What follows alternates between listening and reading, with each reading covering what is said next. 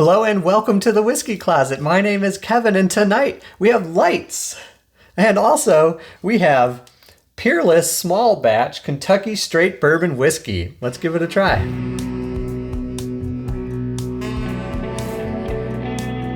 Okay, this is Peerless Bourbon. It's 109.9 proof. The only tasting notes on the bottle are, it says this rich and mellow small batch bourbon, blah, blah, blah. Rich and mellow.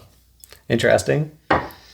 Let's see. Well, the nose is quite nice. It's very sweet. Very, very sweet. Some kind of candied sweetness. Definitely like a brown sugar note, like a deep, dark, burnt kind of sugar. There's some baking spice. Maybe almost a hint of kind of a honey sort of character or something. I like the way that's smelling. Let's taste it. Whoa.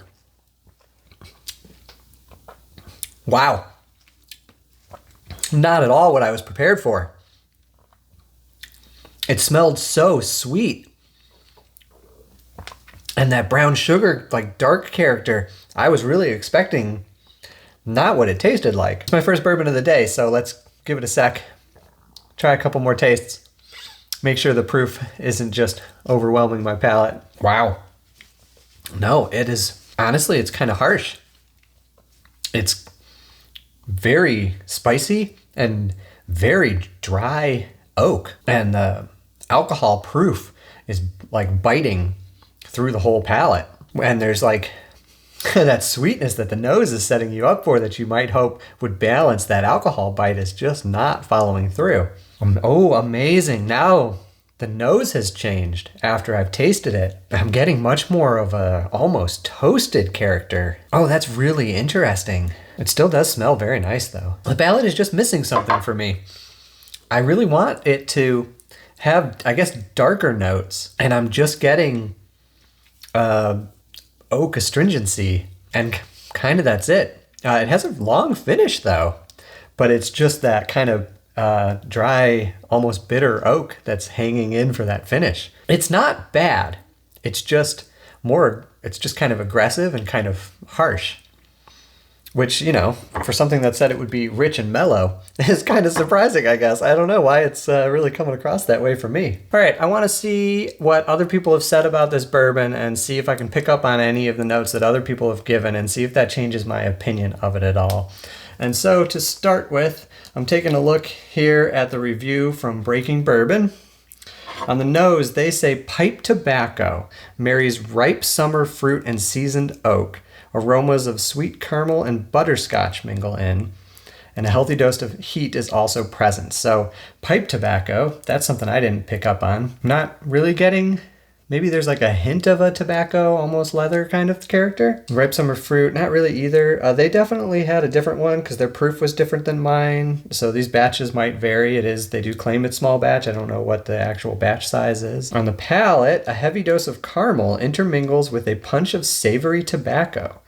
Toasted marshmallows, barrel char, and light butterscotch echo in the background. Light rye spice weaves in towards the end. So first off, a heavy dose of caramel. No, not for me.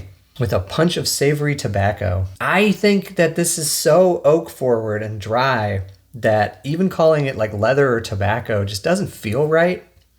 It's like too far down that road for either of those more rich kind of tasting notes to apply, for at least for me. And then toasted marshmallows, no. Butterscotch, okay, maybe. If there's anything sweet in it, it's kind of a butterscotch character. That I could get into. All right, here's another review. This is from thebourbonculture.com. A little bit of citrus zest and cherries. Okay, I could see citrus zest. It's definitely a little zesty. Ooh, and a slight nuttiness, like toasted pecans. Really? Maybe. The palate starts off flat. After a while, light brown sugar sweetness combines with earthy notes like forest floor and pine needles. Ooh, yes. Ooh. Wow, that's fascinating. If I think pine needles, this goes from being like not unpleasant, but like not great to almost something that I'm enjoying, oddly enough. It's still the same experience, but just that different way of thinking about it. It's like now where before I was getting something unpleasant, now I'm like experiencing a flavor, and it's like that makes it much more interesting. Pine needles. Huh. All right, well, this has been another episode of The Whiskey Closet featuring Peerless Small Batch Bourbon Whiskey.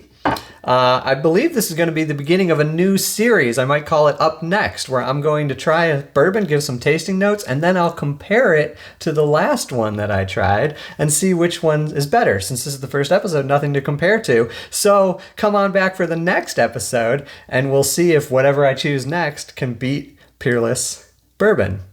Thank you again for watching, and I will see you next time. Goodbye.